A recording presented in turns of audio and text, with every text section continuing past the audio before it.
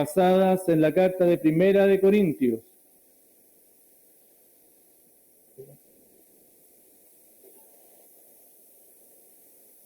Primera de Corintios, entonces, esta es la exposición dominical número 46. Y hoy día vamos a estar viendo capítulo 15, entre los versículos 29 al 34. Por favor, les invito a que puedan ir allá. Primera de Corintios, capítulo 15, entre los versículos 29 al 34. Punto de inflexión. Así la he titulado a esta exposición bíblica.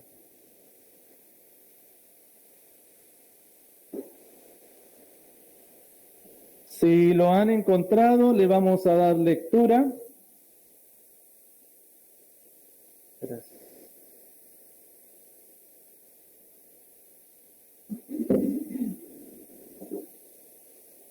Entre los versículos 29 al 34, leemos todos juntos, en el nombre del Señor, dice así: de otro modo, ¿qué harán los que se bautizan por los muertos, si en ninguna manera los muertos resucitan? ¿Por qué, pues, se bautizan por los muertos? ¿Y por qué nosotros peligramos a toda hora? Os aseguro, hermanos, por la gloria que de vosotros tengo en nuestro Señor Jesucristo, que cada día muero. Y como hombre, ¿qué me aprovecha? Si los muertos no resucitan, comamos y bebamos, porque mañana moriremos. No bebéis, las malas conversaciones corrompen las buenas costumbres. Velad debidamente y no pequéis, porque algunos no conocen a Dios. Para vergüenza vuestra lo digo. Oramos al Señor. Padre, gracias por la oportunidad de ser expuestos a tu palabra. Pedimos y rogamos, Señor, que tú nos hables, que tú ilumines nuestro entendimiento para comprender tus verdades. Y estas verdades, Señor, por medio de tu Espíritu Santo, fortalezcan nuestra débil fe, Señor, y santifiquen nuestra vida, para así vivir y responder para la gloria tuya con nuestras vidas. En el nombre poderoso de Jesús oramos. Amén. Punto de inflexión. Ese es el título para el día de hoy. Hermano, porque existen eventos que son puntos de inflexión en la vida de las personas, ¿verdad? Y luego de que estos eventos, estas situaciones sucedieron, la vida nunca volvió a ser la misma. Cada uno de ustedes tiene puntos de inflexiones en su vida, ¿no? Situaciones que vivieron, instancias que ocurrieron, y luego de eso sus vidas cambió. Y en la historia, hermano, podemos ver que también es así. Conflictos que se desataron y que afectaron el normal desarrollo de naciones. Por ejemplo, puntos de inflexiones. Enfermedades últimamente, ¿no? A nivel global, que vinieron para cambiar el rumbo de lo que se conocía. Puntos de inflexiones. Bueno, hermano, puntos de inflexiones hay en distintos lugares y lo podemos encontrar. Y de esta misma forma, la resurrección de Jesucristo no pasó inadvertida. Y para los primeros creyentes, los primeros cristianos, la resurrección de Jesucristo, sabes que produjo un cambio total en cómo ellos veían el mundo y cómo ellos vivieron en él. La resurrección de Jesucristo cambió completamente la vida de los primeros creyentes. Su vida fue otra después que vieron y conocieron de la resurrección de Jesucristo. Porque antes de la resurrección, recordemos, hermanos, ¿cómo estaban los cristianos antes de que Jesucristo resucitara? Escondidos, temerosos, sin saber qué hacer porque Jesucristo había sido crucificado. Sin embargo, una vez que le vieron resucitado, todo cambió, ¿no? Todo cambió para esos cristianos. Y de temerosos pasaron a arriesgar su vida. Y comenzaron a arriesgar su vida sin importar qué sucediera. porque Jesucristo había resucitado. Y es así como ante la amenaza de que dejaran estos cristianos de hablar de Jesús, mira lo que respondieron ellos allá en Hechos 4. Cuando los llamaron, ¿cierto? Les intimaron que en ninguna manera hablasen ni enseñasen del nombre de Jesús. Las autoridades a estos cristianos le dijeron, no, dejen de hablar de Jesús. Mira el versículo 19. Pedro y Juan respondieron, juzgad si es justo delante de Dios obedecer a vosotros antes que a Dios. ¿Qué? ¿Creen que vamos a estar obedeciéndole a ustedes antes que a Dios? Porque no podemos dejar de decir lo que hemos visto y oído. Ellos no podían callar. ¿Qué es lo que habían visto? ¿Qué es lo que habían visto? Jesucristo resucitado. Eso es lo que ellos vieron y allí fue el punto de inflexión y cambió su vida. Lo mismo sucedió con el apóstol Pablo, ¿recuerdas? El apóstol Pablo, quien perseguía a los cristianos, el apóstol Pablo mataba a cristianos, los odiaba, y cuando el Cristo resucitado se le aparece, cambió completamente su visión del mundo. Punto de inflexión. De perseguidor comenzó y pasó a proclamar el Evangelio en todas partes. ¿Qué motivó este cambio, creen ustedes, en los primeros cristianos? ¿Qué fue aquello que produjo en ellos que dejaran, por ejemplo, sus tradiciones que habían sido inculcados desde pequeños? Todo su mundo, sus tradiciones, ellos eran judíos. ¿Qué los llevó a cambiar? Ir en contra de sus familias, dejar sus actividades y volcarse completamente para obedecer a Jesús. La resurrección de Jesucristo fue determinante para ellos. Punto de inflexión. Y hermanos, precisamente esto era lo que Pablo no veía en la iglesia de Corinto. Esto era lo que Pablo no veía en la iglesia de Corinto. Porque lo que veía Pablo era una iglesia en los Corintios que se reunían y que con buenas intenciones, con criterios propios, trataban de llevar los cultos adelante, pero en ellos la resurrección de Jesucristo no tenía ningún significado, no tenía ningún sentido para sus vidas. Por eso Pablo continúa mostrándole, a través en la carta de los Corintios, la verdad de quién es Dios y de su obra soberana sobre todo. Pablo ya les había dicho, y estuvimos viendo aquí en el capítulo 15, entre otras cosas, que el no creer en la resurrección de Cristo les privaba de adorar a Dios y de tener una plenitud de vida. Y además, y lo vimos en la exposición del domingo pasado, que el no creer en la resurrección de Jesucristo, como algunos de ellos no creían, les privaba de la comprensión del plan del Dios para el universo. No estaban comprendiendo el plan universal de Dios, porque la resurrección de Jesucristo propiciaba el reinado de Él, y la resurrección de Jesucristo llevaba a que Jesucristo fuese rey sobre la muerte, sobre la iglesia y sobre el universo. Y ellos no lo estaban comprendiendo porque la resurrección de Jesucristo para ellos no significaba nada si no creían en la resurrección de los muertos, algunos de ellos. Entonces, hermanos, el Cristo resucitado demanda una reacción de parte de su iglesia. Él resucitó y la iglesia no puede estar impávida. La resurrección no puede ser indiferente a nosotros, porque nuestro Señor vive, porque nuestro Señor reina. Por tanto, la iglesia no puede quedar sin reacción ante esto. Este es el tema central para el día de hoy, y yo te invito que lo puedas estar allí meditando. A través de esto nosotros nos vamos a estar moviendo en esta exposición bíblica. La verdad de la resurrección no puede dejarnos indiferentes y la iglesia reacciona. Y vamos a ver 3 muestras de la reacción que la iglesia que tú y yo debiéramos tener al ver la resurrección y ante la resurrección de Jesucristo. ¿Cómo la iglesia debiera reaccionar? En primer lugar, preocupados por la salvación de las personas. Preocupados por la salvación de las personas. La resurrección de Jesucristo nos debe llevar y nos impulsa a no ser indiferentes de lo que va a suceder y lo que está sucediendo con los demás. Versículo 29. De otro modo, ¿qué harán los que se bautizan por los muertos?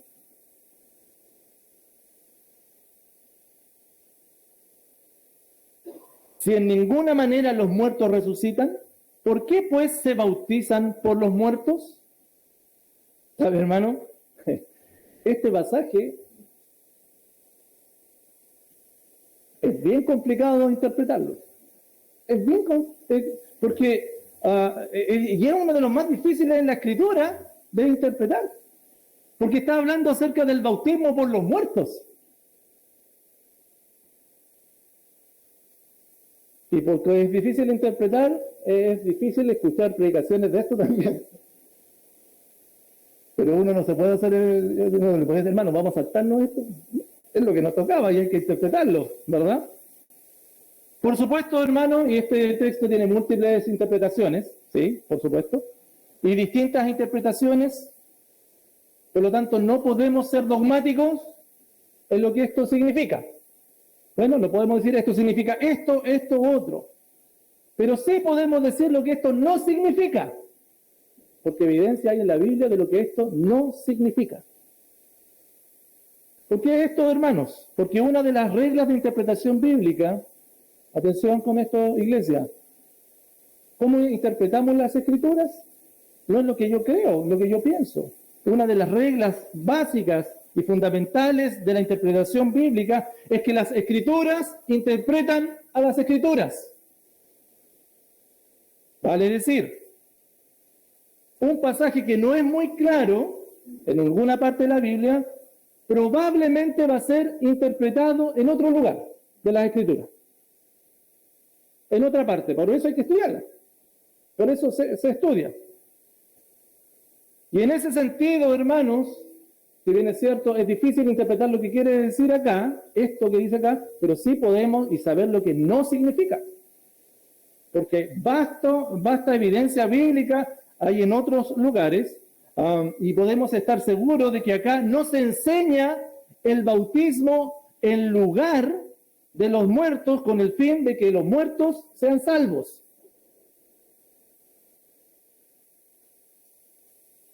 Como los mormones, por ejemplo, lo hacen en la actualidad, por dar un ejemplo. La enseñanza bíblica es clara en que nadie puede tomar el lugar del otro para efectos de salvación, ¿verdad?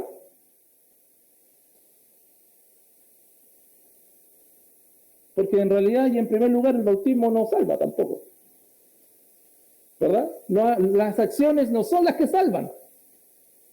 Lo vemos en Efesios 2:8, porque por gracia sois salvos por medio de la fe.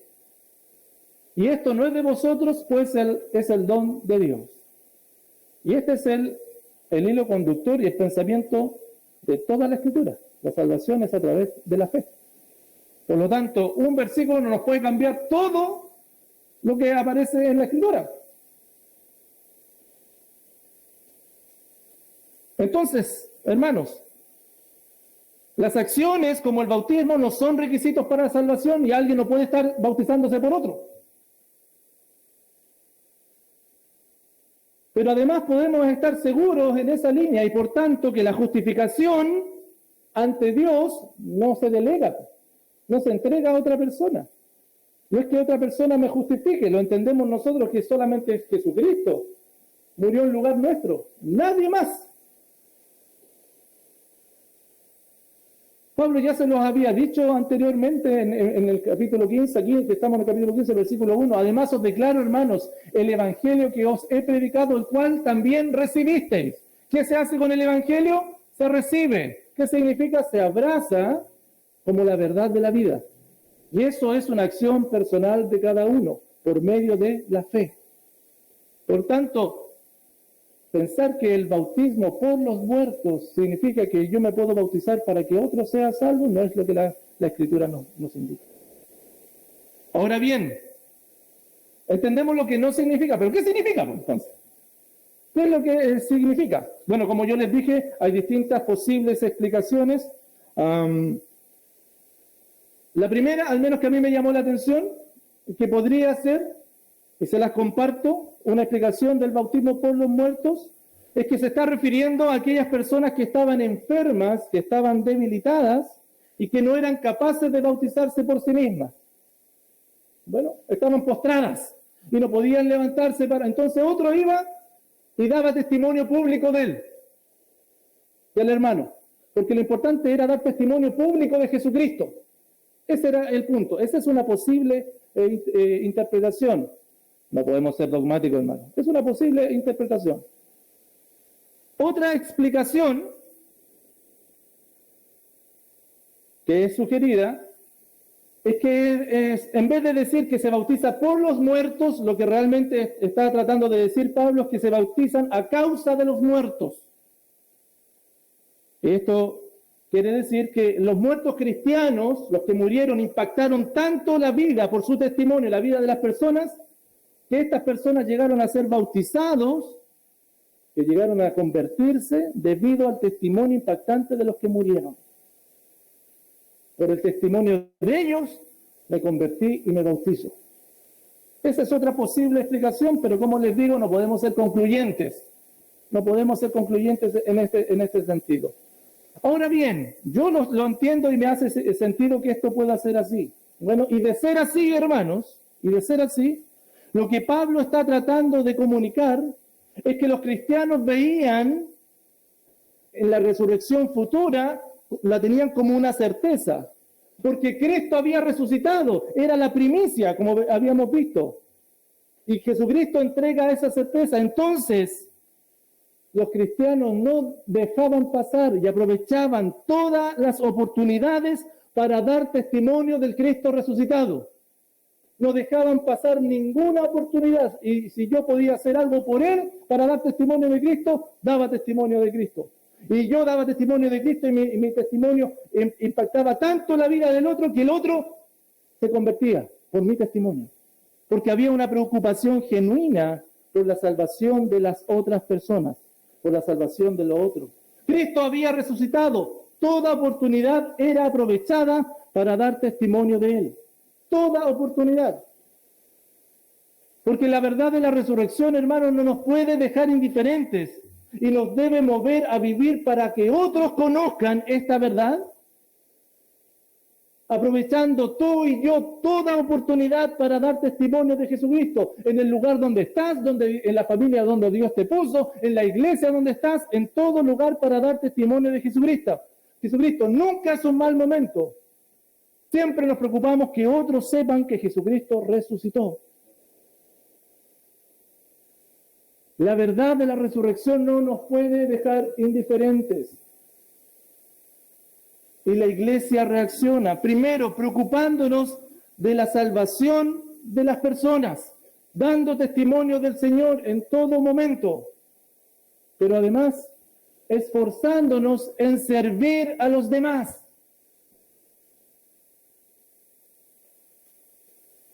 Versículos 30 al 32, por favor, míralo ya. Ahora Pablo habla de sí mismo. ¿Y por qué nosotros peligramos a toda hora? Mira la pregunta que está haciendo Pablo. Bueno, si la resurrección de los muertos no es verdad, ¿por qué esto se bautiza por los muertos? Dijo en primer lugar, vimos lo que significaba, pero además, si la resurrección de los muertos no es verdad, ¿por qué nosotros peligramos a toda hora? Pablo está haciendo una pregunta, ¿verdad?, que es más o menos retórica, es obvia, de que si los muertos no resucitan, entonces, ¿cuál es la razón para que él o ellos, el equipo de Pablo, los discípulos, estén arriesgando su vida en todo momento? ¿Cuál razón hay para que se estén constantemente entregando y arriesgando su vida?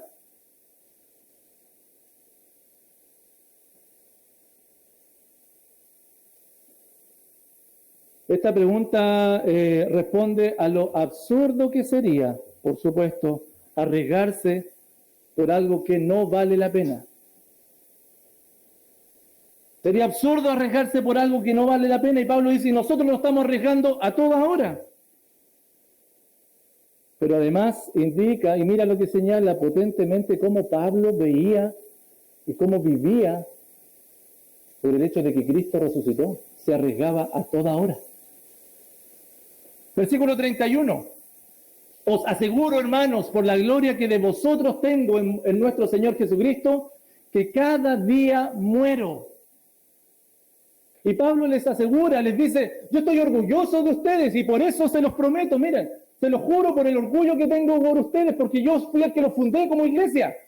Y ustedes son mi tesoro porque son una iglesia mía. Pero se los juro que yo me estoy arriesgando todos los días. Todos los días muero. Todos los días estoy exponiendo mi vida a la muerte. Todos los días. Porque la resurrección de Cristo llevaba a Pablo a desestimar su vida por servir a sus hermanos. Mira, por favor, el fondo que hay acá. Mira cómo afectaba afectó la resurrección de Jesucristo a Pablo. Él arriesgaba todos los días su vida, todos los días, por servir a los hermanos. Versículo 32. Si como hombre batallé en Éfeso contra fieras, ¿qué me aprovecha? El servicio de Pablo lo llevó a ponerse y a estar en aprietos. Tuvo incluso Pablo que pelear con fieras. Y hermano, esto lo más probable es que haya sido literal. Porque Pablo pasó por distintas situaciones contrarias y perfectamente pudo haber peleado con fieras. Hermano, lo vemos allá en 2 Corintios 11, 26. Mira un poquito lo que pasó Pablo por servir a Jesucristo, lo que impactó la resurrección en él. Mira cómo él servía a Jesucristo. En caminos muchas veces, en peligros de ríos, peligros de ladrones, peligros de los de mi nación, peligros de los gentiles, peligros en la ciudad, peligros en el desierto, peligros en el mar, peligro entre los falsos hermanos, en trabajo y fatiga, en muchos desvelos, en hambre y sed, en muchos ayunos, en frío y en desnudez. Además de otras cosas, lo que sobre mí se agolpa cada día, la preocupación por todas las iglesias. Mira el apóstol Pablo cómo servía. ¿Por qué servía así? Porque se le apareció Jesucristo, dijo, esta es la verdad. Por lo tanto, doy mi vida para servir a mis hermanos.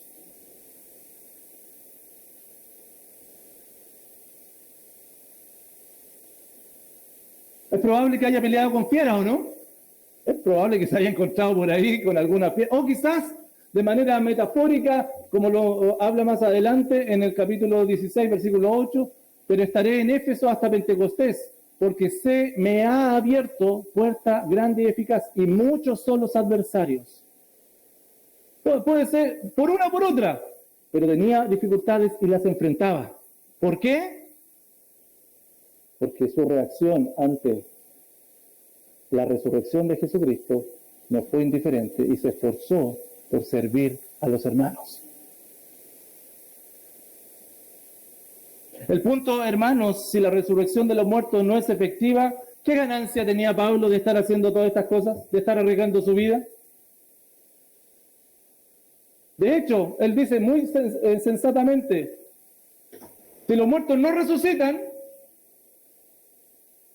si los muertos entonces no resucitan, entonces mejor qué cosa, comamos y bebamos, porque mañana moriremos. Comamos y bebamos, porque mañana moriremos.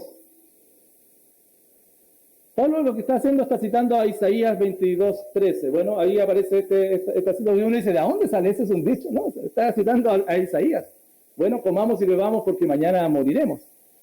Pero lo que Pablo está diciendo acá, que si Cristo no resucitó, si no hay resurrección de los muertos, entonces es ridículo exponer la vida, pues, estar pasándola mal, ¿o no? Sería ridículo estar arriesgándose diariamente. ¿Y qué sería lo mejor? ¿Qué sería lo mejor? Pasarla bien, po. ¿Qué sería lo mejor? Entregarse al placer, porque después de esta vida no hay otra, pues. Comamos y bebamos, disfrutemos de los placeres, porque la muerte se acerca y después es el fin. Bueno, ese es el lema del hedonismo hoy en día, ¿no? En todos lados. Pasémosla bien. Total, después de esta vida no hay otra. Hermanos, si no hay resurrección de los muertos, entonces la iglesia no tiene sentido de estar sirviendo y esforzándose día a día por cumplir los mandatos de nuestro Señor. Si Cristo no resucitó, entonces, ¿para qué negarnos a nosotros mismos de muchas cosas? ¿Para qué despojarnos de algunos placeres y comodidades que nos están desviando de reflejar el carácter de Dios? ¿Para qué? Sin embargo, hermanos, los cristianos no solamente creemos que somos salvos, sino que también hoy somos embajadores en la tierra de Cristo. Y servimos a nuestro Señor a través de la proclamación del Evangelio, recordándole a nuestros hermanos vez tras vez, y nos esforzamos en recordar y animar a nuestros hermanos para decirles: Jesucristo solo reina. Recuerda, hermanos, Jesucristo solo reina. Anunciamos a los inconversos que vendrá un juicio sobre ellos y que el Jesucristo resucitado les pedirá explicaciones por su falta de adoración, por su falta de temor a Él. Y para eso los cristianos nos esforzamos en servirnos mutuamente. Para eso nos negamos a nosotros mismos y renunciamos por esta razón a aquello que nos distrae. ¿Por qué? Porque Jesucristo resucitó.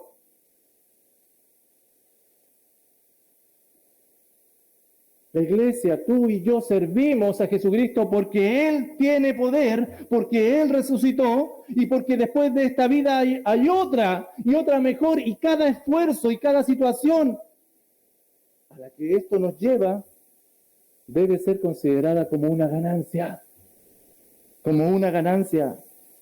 La iglesia de Cristo no vive pensando en el presente. La iglesia de Cristo no vive pensando en 20 años más que va a ser de mí. Eso es para aquellos que no creen que Jesucristo ha resucitado. ¿Y sabes qué? A mí lo que me llama la atención y me da gusto es que esto no es un tema de los cristianos solamente. Lo vemos en la Escritura desde la antigüedad, que se negaron por servir a su Dios, por serles fieles a su Dios, se negaron a sí mismos.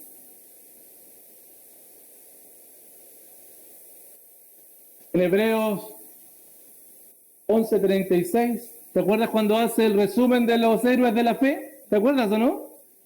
De todo empezó hablando desde Abel en adelante, ¿cierto?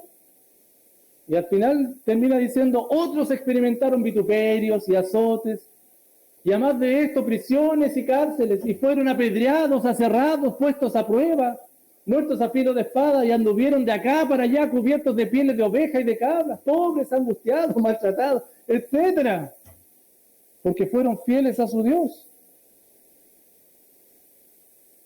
Se esforzaron en servir al otro. Se esforzaron por servir al otro. Nuestro mismo Señor Jesucristo, y esto lo corona aquí el escritor de Hebreos, diciendo: pongan los ojos en Jesús, el autor y consumador de la fe, el cual por el gozo puesto delante de él sufrió la cruz, menospreciando lo oprobio.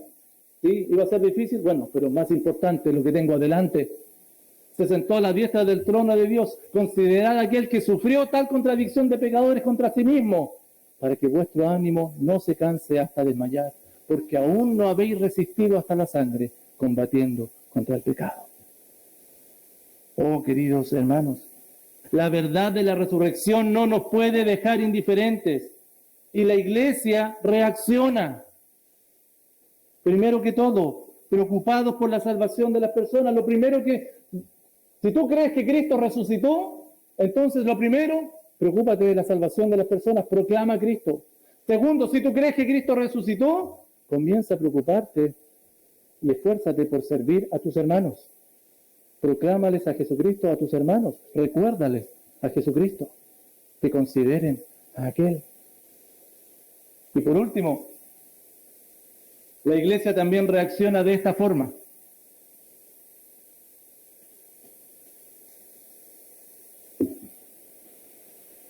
La iglesia busca apartarse constantemente para Dios.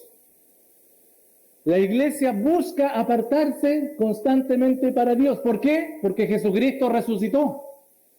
Porque Él vive. Porque Él reina.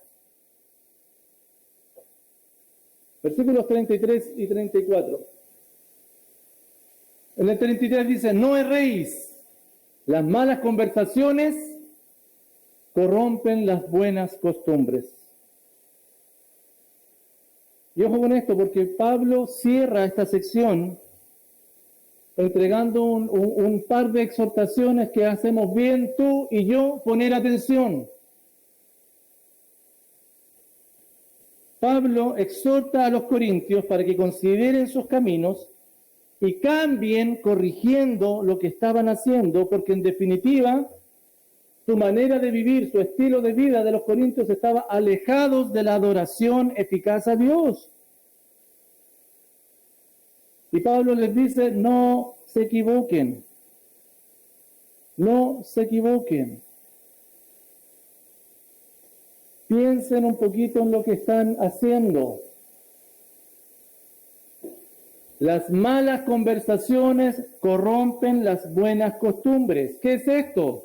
¿Cuáles son las malas conversaciones? En definitiva, una buena traducción es las malas compañías. ¿De quién se están acompañando? Las malas compañías corrompen el sentido moral y el sentido espiritual, dañan el carácter moral virtuoso que la fe cristiana tiene.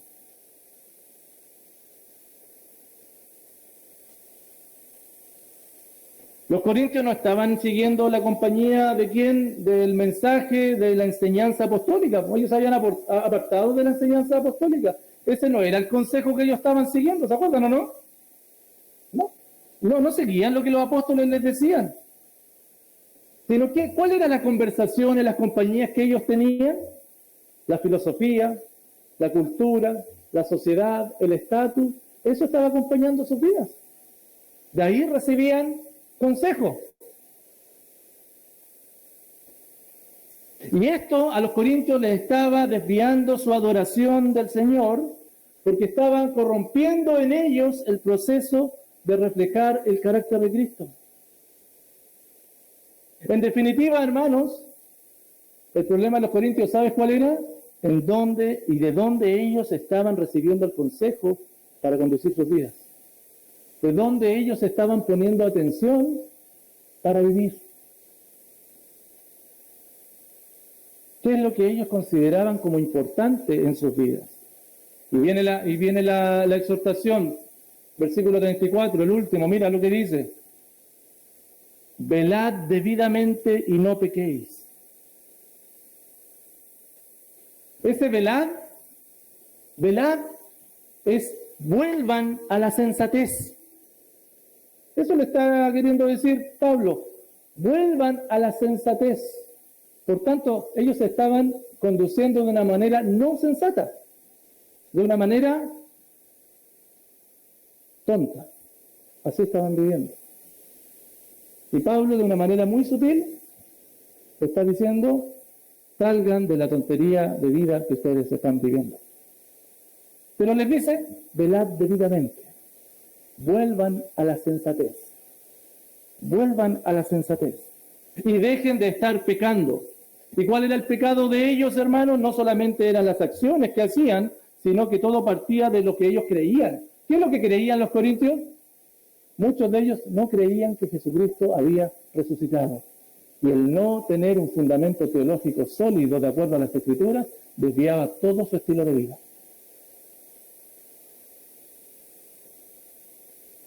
por eso Pablo los llama a ellos y les dice, vuelvan a su sano juicio. Paren de extraviarse del objetivo de su vida. Paren de extraviarse de adorar a su Dios. ¿Cómo lo extraviaban? Con las conversaciones, con el tipo de relaciones que ellos tenían. Y Pablo los llama y le dice, dejen ese tipo de relaciones y manténganse firmes en la fe. Júntense con aquellos que realmente van a bendecirles. Déjense de estar reuniéndose con aquellos que no les bendicen.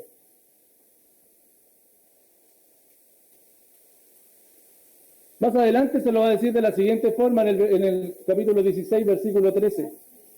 Velad, estad firmes en la fe, portaos varonilmente y esforzaos. Pablo los está llamando a estar firmes. Termina diciéndole, porque algunos no conocen a Dios, para vergüenza vuestra lo digo.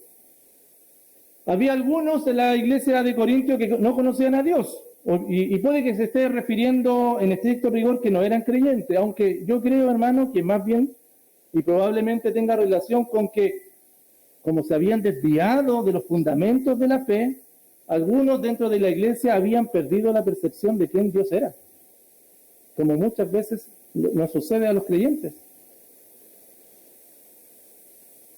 Habían perdido la percepción de quién es Dios, habían perdido de vista el conocimiento del plan de Dios, y esto era una vergüenza tratándose de santificados en Cristo, llamados a ser santos.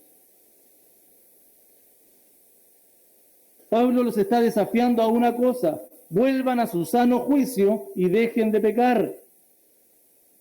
Dejen de no confiar en lo que las Escrituras dicen y de rodearse en conversaciones que no les edifican. Pablo eso les está diciendo. Los creyentes debemos estar siempre mirando nuestros caminos. Ojo con esto, hermano. Mira, esto uno lo puede tomar para la iglesia de Corinto solamente, pero nosotros debemos estar mirando nuestro camino. Y ver si es que a lo mejor te has extraviado de él. A lo mejor nos hemos extraviado de él. Debemos estar constantemente examinándonos y identificándonos.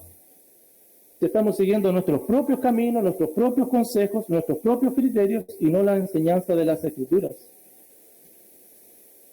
A veces somos movidos por lo que pensamos, a veces nuestra cultura, la sociedad nos mueve, nos indica, tienes que hacer esto otro, tienes que alcanzar esto otro. Y una vez, ¿sabes qué? Es muy conceptual, es como dice, la sociedad me dice esto, la cultura me dice esto otro. No, hay que llevarlo a lo concreto, y muchas veces tiene que ver con las personas con que te rodeas, con los que te hablan, de dónde sacas tu consejo, a quién estás escuchando, a quién y con quién tienes prioridad de estar y compartir. Medita en tus caminos. Eso le está diciendo Pablo. Abandona ese estilo de vida y deja de pecar contra Dios. Al ver la resurrección de Cristo, hermanos, nos debe llevar a reaccionar. Algunas aplicaciones para la vida diaria. Terminamos con esto. Yo te invito que aproveches cada instancia para dar testimonio de Jesucristo. Aprovecha cada instancia de dar testimonio de Jesucristo. Dios te ha puesto en distintos lugares. Te puso en una familia para que des testimonio de Jesucristo. Dios te ha puesto en un vecindario para que des testimonio de Jesucristo. Dios te ha puesto en un trabajo para que des testimonio de Jesucristo. Te ha dado compañeros para que des testimonio de Jesucristo. Aprovecha todas las instancias para decirle a las personas esta buena noticia de que sus pecados han sido perdonados y que como Cristo resucitó, ellos también resucitarán. ¿Quién es la persona más cercana que tienes en tu día a día y que no conoce de Cristo? ¿Quién es? ¿Qué impide que le anuncies el Evangelio? ¿Qué impide? ¿Qué impide que comiences a enseñarle lo que Cristo nos mandó? 2 Corintios 5, 20, 21. Así que somos embajadores en nombre de Cristo. Como si Dios rogase por medio de nosotros. Mira qué lindo, como que si Dios rogase por medio nuestro. Les rogamos en el nombre de Cristo, reconcíliate con Dios. Reconcíliate con Dios. ¿Y cuál sería y qué tengo que decirle? ¿Qué es lo que le tienes que decir a la persona? Versículo 21, dile esto. El que no conoció pecado, por ti Dios lo hizo pecado, para que tú fueses hecho justo delante de Dios. Eso es. Eso es. Cristo murió por ti.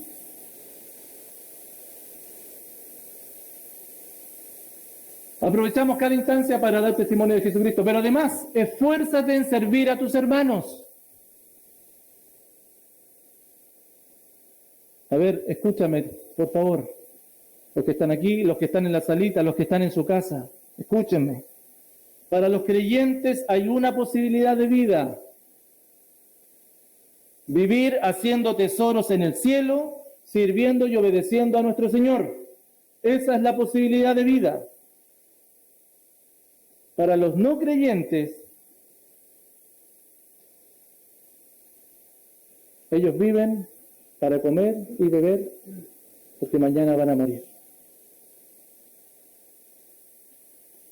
¿A cuál de los dos estilos de vida se asemeja más el tuyo? ¿A cuál se asemeja más el tuyo?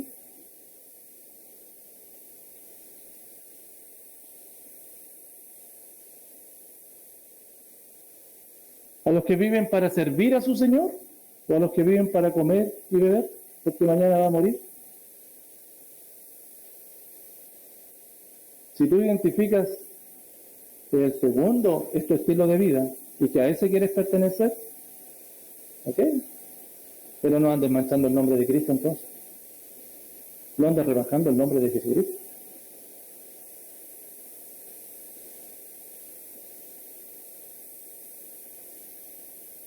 ¿Vives en función de servirte a ti mismo o servir a tu Señor?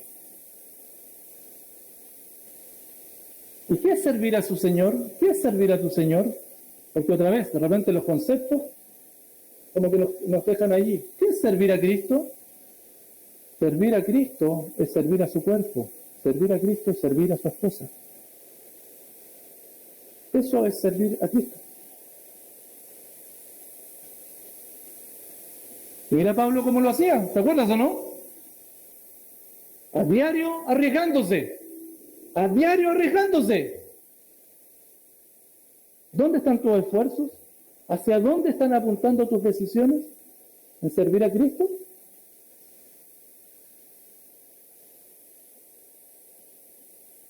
Esta semana comenzamos grupos pequeños, a propósito.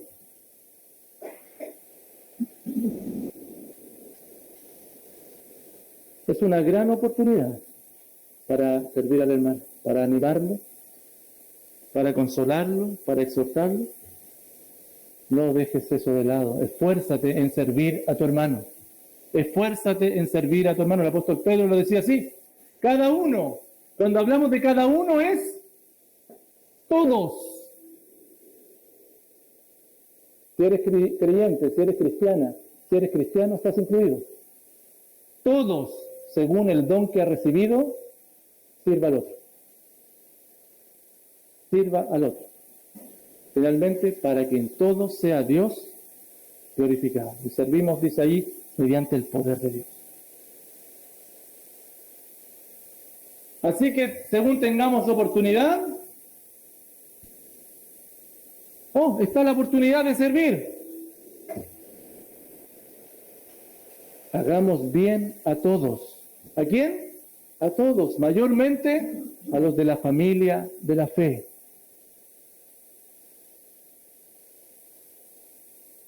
¿Qué implica entonces reaccionar a la resurrección de Jesucristo? Aprovechar todo instante para anunciar de Él, servir a los hermanos en todo instante y finalmente busca apartarte para Dios constantemente. Apártate para Dios constantemente. Mira tu vida, pues reflexiona. ¿Cómo estás llevándola? Si te estás apegando a la enseñanza bíblica o andas en tus propios caminos. Si identificas que estás en pecado, arrepiéntete y vuelve al camino que es Jesucristo.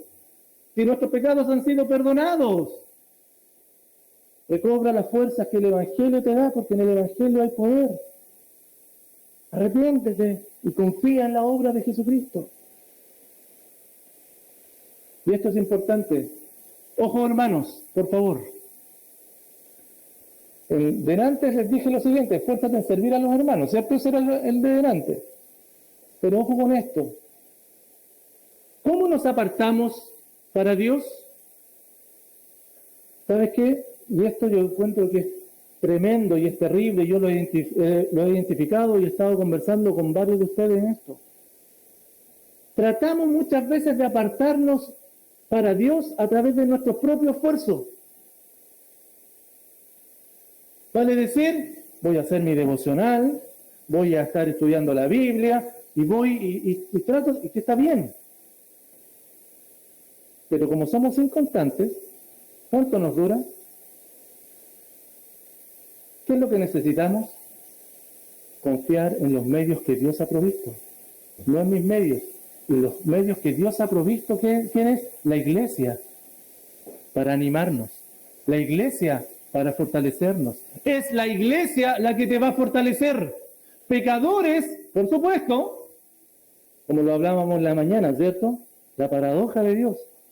Pecadores, Dios utiliza pecadores para santificar nuestra vida. No pretendas,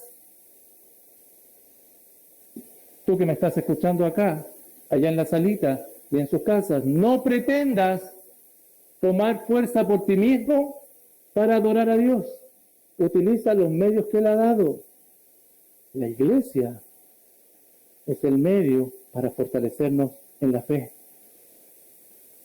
Huye de las pasiones juveniles. Sí, eso tenemos que hacerlo. Sigue la justicia, la fe, el amor y la paz. Solo con los que de corazón limpio invocan al Señor. Solo no lo vas a hacer. Por eso en la Biblia y en el Nuevo Testamento en particular es tan común esto de los unos a otros, ¿o no? Pablo lo decía ahí en el capítulo 1, 11, quiero juntarme con ustedes, quiero ir a verlo. A los romanos les decía, ¿para qué? Para ser mutuamente confortados por la fe que nos es común. ¿Te das cuenta, no? Para santificarnos, para apartarnos para Dios constantemente. No vale, no es suficiente tu esfuerzo personal como llanero solitario. Únete a la iglesia, porque ese es el propósito de Dios. Dios instituyó a su iglesia para edificar.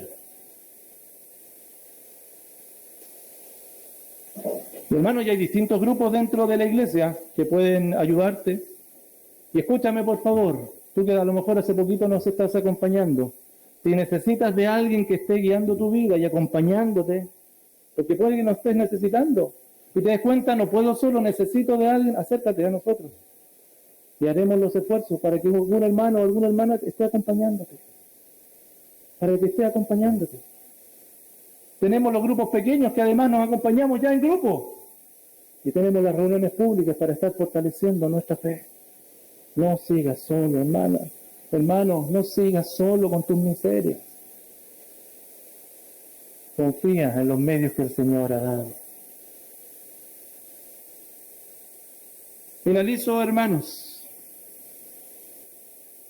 La resurrección de Cristo, entonces, tiene un impacto y debe tener un impacto trascendental en la vida de los creyentes. Y ese impacto no es solo en lo teórico, en lo que yo creo, sino en lo práctico, en cómo yo vivo, en cómo reaccionamos a esta verdad, utilizando nuestra vida como medio para que la resurrección de Cristo sea reflejada, para que la resurrección de Cristo sea dada a conocer a los demás. Si te das cuenta, la resurrección de Cristo viene a ser entonces en sí misma una muestra del poder, de la fidelidad y del amor de Dios está trayendo tu vida una vez más hacia Él. Y hoy puede ser el punto de inflexión. Hoy puede ser el punto de inflexión para tu vida, para que cambies tu estilo de vida y comiences a confiar en Él. La verdad de la resurrección no puede dejarnos indiferentes. Y la iglesia reacciona. Preocupados por la salvación de las personas, intencionando el servicio de los demás y buscando apartarnos constantemente para Dios. Oramos al Señor. Padre, gracias por tu palabra que es muestra de tu amor. Gracias porque a través de ella podemos descansar y confiar. Padre, permítenos el privilegio de adorarte y reaccionar ante la resurrección de Cristo. Estamos a unas semanas, Señor, de recordar Semana Santa, Señor. Mas, Padre, tú nos dices que constantemente estemos haciendo memoria de lo que tú hiciste. Y el Cristo resucitado, el Cristo que reina sobre la iglesia, hoy día es el que nos llama nuevamente a que reaccionemos. Permítenos, Señor, tener ese privilegio. Y Padre, oro para finalizar dándote gracias por lo que hemos vivido el día de hoy. Gracias porque hemos podido alabarte, hemos podido clamar a ti, enterarnos de las peticiones. Permítenos, Señor, estar orando los unos por los otros, clamando y también sirviéndonos, Señor. Esta semana que estamos comenzando, Señor, solo la gracia tuya sea la que dirija nuestros corazones. Y Padre, que en nuestra debilidad tú te hagas fuerte. Que reconozcamos nuestra insuficiencia, Señor, y corramos a los brazos suficientes de nuestro Salvador una vez más. En el nombre poderoso de Jesucristo oramos. Bien, algunas cositas antes de finalizar, como avisos de